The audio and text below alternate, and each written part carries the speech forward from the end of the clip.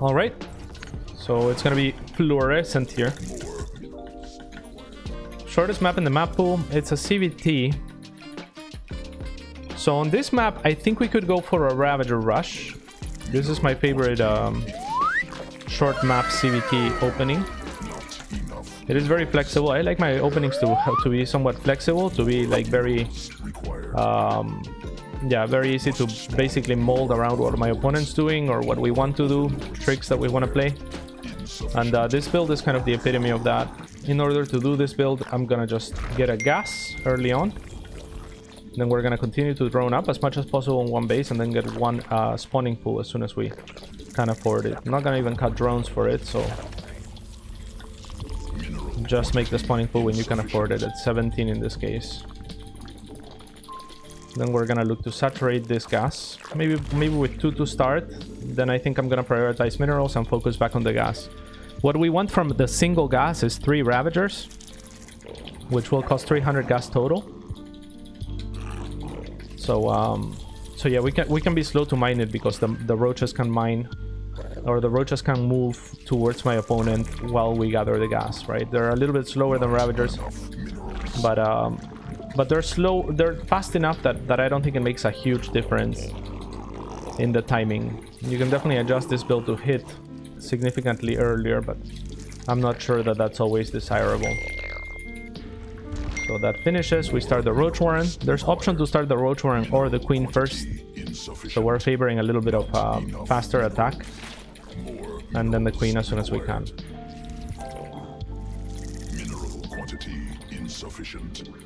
Gonna make one more drone, Overlord, so we have a full base saturation going. And with this iteration of the build, which is relatively like a little bit slower Ravagers than, you know, the fastest Ravagers you can get, the economy lines up really nicely. And the larva as well. So we're gonna have 3 larva by the time that the Roach Warren finishes, a fully saturated mineral line at the main, 3 larva shortly thereafter. A Queen, in case there was a Reaper coming. So again, you can switch the order if you're worried about the Reaper a lot.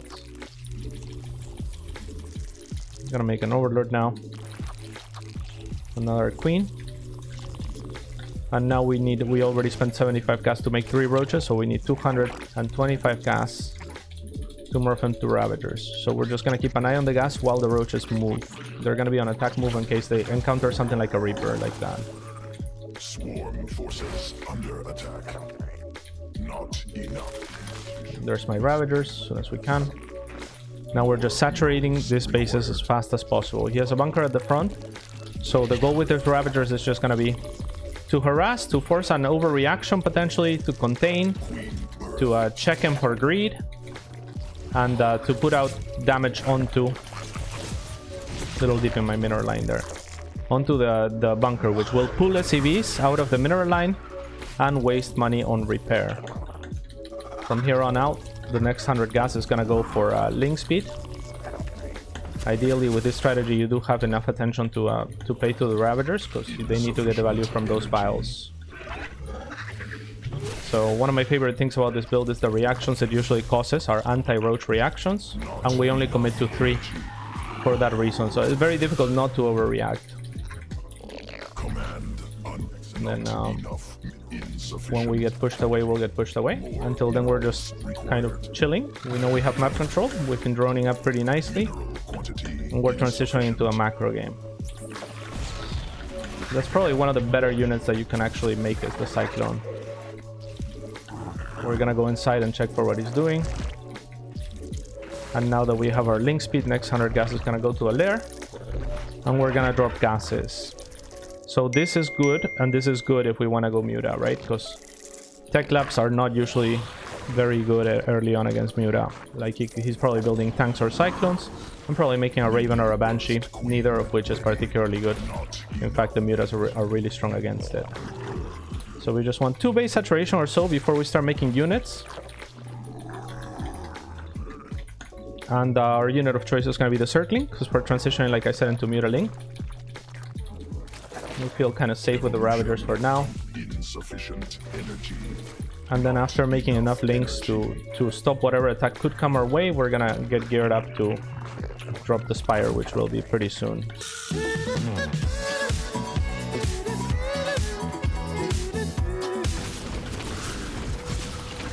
Well, that's really good for us. And now that that Banshee threat is gone, it didn't really accomplish anything for him. We'll just keep tabs on when he moves out, what he moves out with. And in the meanwhile, just continue to transition towards the Mutalisks, which are going to be really great. Okay, so that's a good bit of Marines. Unfortunately, supply blocked me. Now our Spire is ready. We're going to be able to make around 10 or 11 Muta, it looks like. As soon as we're unsupply blocked. I kind of panicked and made more Overlords. Actually, that was maybe good. Seems like I'm supply blocked into supply blocked. This doesn't help. I've just made a lot of Overlords. So this is kind of crappy, but we'll adapt to it. At least we'll get a Cyclone for it. Because 4 Muta don't really one-shot workers, right? So we could have 11 Muta instead of the 4 and then extra 5 that we're making. We really got supply blocked so hard. Okay, now we're making a crap ton of Muta. But this timing, you can see, is already hitting considerably later than we could have hit. And behind this, we're gonna get double upgrades for the Roaches and prepare for another Roach switch. Muta are likely to find, say, tanks out on the map or laid out in his base. He hasn't scanned. He doesn't know there's Muta coming. So, you know, very likely that there's not turrets set up everywhere. So he now knows. We can go in here first, pick up some mules, force the units to pay attention to the Muta, and then go straight into the main. That's the kind of tank that I'm talking about, right? And now he's not gonna want to remake tanks. That shouldn't be in his plan, because tanks are not great against Muta. Oh, but this is annoying. Oh, we have enough for that, actually. We can go for the turret here. There's not even a turret finished. Another 2 tanks, though. That's huge for our Muta, for our Roach switch.